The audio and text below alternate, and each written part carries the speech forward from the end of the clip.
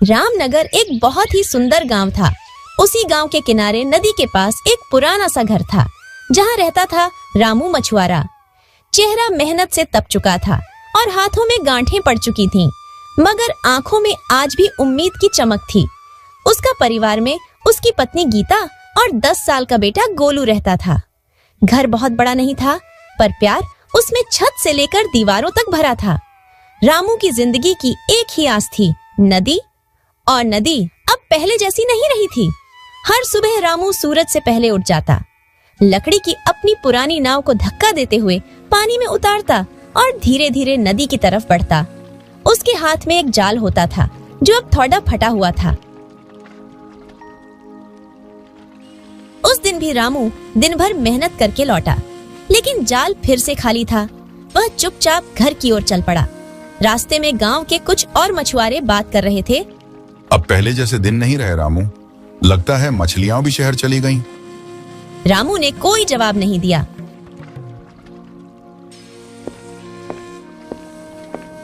घर पहुंचकर वह चुपचाप चौकी पर बैठ गया। गीता ने थाली में बासी रोटियां और थोड़ा सा नमक रखा। वह भी समझ गई थी कि दिन कैसा रहा होगा। वहीं पास में बैठा गोलू ये सब देख रहा था। उसकी नन्ही आंखें पिता के चुप चेहरे को पढ़ने की कोशिश कर रही थीं। उसने धीरे से पूछा, पापा, मछलियां हर बार आपके जाल से क्यों बच जाती हैं? शायद अब किस्मत ही रूठ गई है बेटा। कोशिश तो पूरी करता हूं, लेकिन फिर भी मछलियां नहीं मिलती। मुझे माफ कर देना बेटा, मैं अभी तुम्हारी जरूरतें पूरी नहीं कर पा रहा। गोलू कुछ नहीं बोला। उस रात वह बहुत देर तक जागता रहा। उसके मन में यही सवाल चल रहे थे कि आखिर उसके पापा के जाल में मछलियां क्यों नहीं आती। क्या सही में उन्हीं की किस्मत खराब है या फिर कोई और बात है?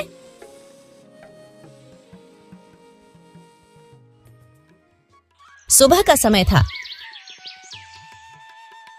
आकाश हल्का नीला था और नदी की लहरें धीरे धीरे किनारों से टकरा रही थीं। रामू हमेशा की तरह अपनी छोटी सी नाव को नदी की ओर खींच रहा था। तभी पीछे से एक आवाज आई, पापा रुकिए, आज मैं भी चलूंगा आपके साथ मछलियां पकड़ने। गोलू चलता हुआ अपने पापा के पास आया। अपने बेटे की ऐसी बात सुनकर रामू ने गोलू से कहा, बेटा, ये बच्चों के बस की बात नहीं है। पानी में काफी खतरा होता है। तुम दिन भर भूख प्यास के मारे मेरे साथ धूप में काम नहीं कर पाओगे। तुम यही मम्मी के साथ रहो और यही खेलो। तुम्हारे लिए यह काम नहीं है। नहीं पापा, मुझे तो आपके साथ चलना है। मैं भले ही काम नहीं करूंगा, मैं छाया में बैठकर आपको देखूंगा और सीखूंगा कि मछली कैसे पकड़ी जाती है। रामू अपने बेटे की ऐसी बात सुनकर थोड़ी देर तो चुप रहा। फिर रामू बोला, चल आजा। दोनों बाप बेटा नाव में बैठे और नदी के लहरों के साथ आगे बढ़ने लगे।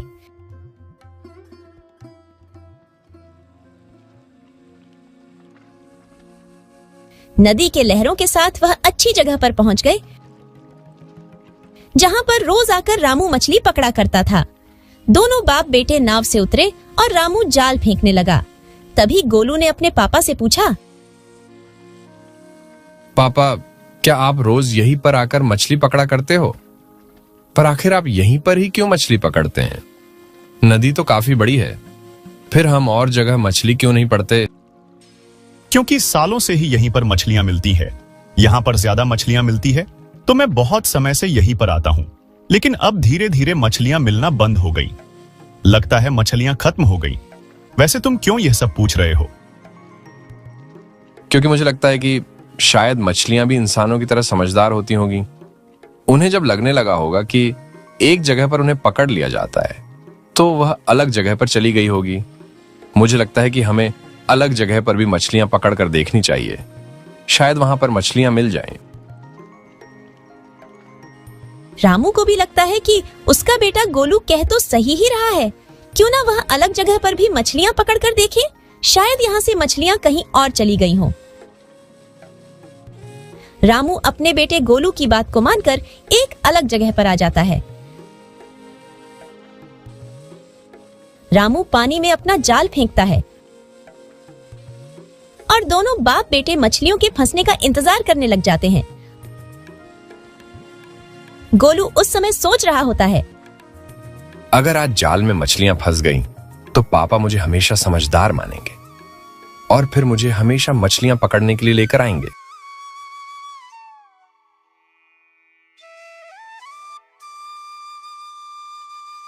काफी इंतजार के बाद रामू ने जाल खींचा।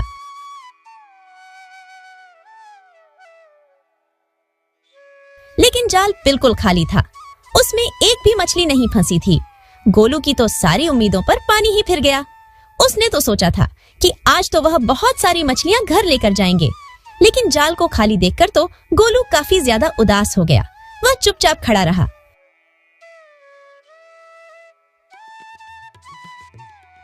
खाली जाल को देखकर कुछ भी नहीं बोला।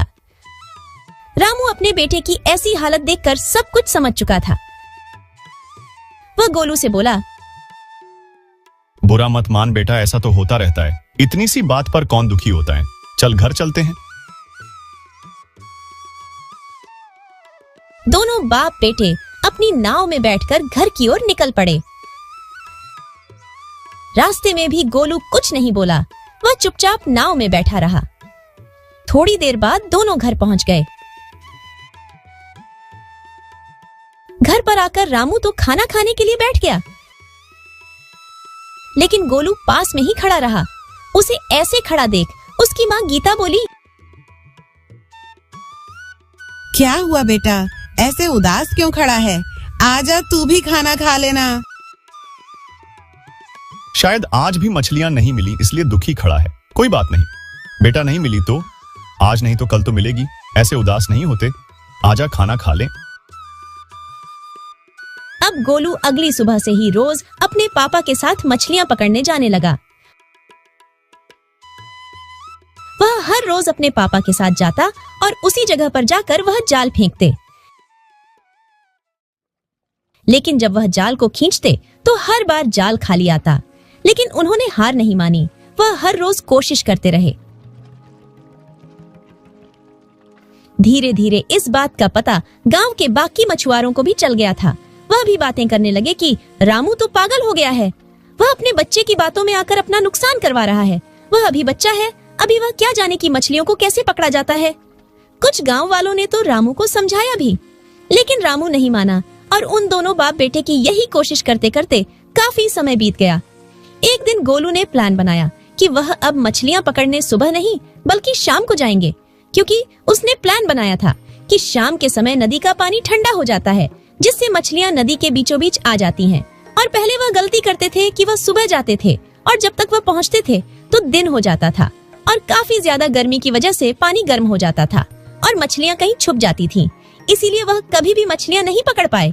उसने अपना यही प्लान अपने पापा को समझाया और एक दिन वह शाम के समय उसी जगह पर मछलियां पकड़ने निकल पड़े।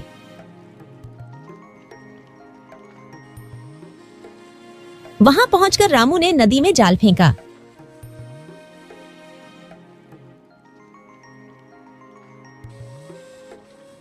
और हमेशा की तरह थोड़ी देर में जाल को खींच लिया। इस बार रामू को जाल थोड़ा भारी लग रहा था। उसने भी इस बार सोच लिया था कि जाल में मछलियां फंस चुकी हैं। जैसे ही जाल को खींचा, दोनों बाप बेटे की खुशी का ठिकाना नहीं रहा। इस बार जाल में काफी मछलियां थीं। आखिरकार गोलू की सूझबूझ और समझदारी से रामू रोज मछलियां पकड़ने लगा। अब वह और उनका परिवार खुश रहता। तो हमें इस कहानी से सीख मिलती है कि अगर सिर्फ कठिन मेहनत करने से ही कुछ नहीं होता, अगर मेहनत गलत जगह और गलत समय पर की जाए तो उसका कोई परिणाम नहीं निकलता।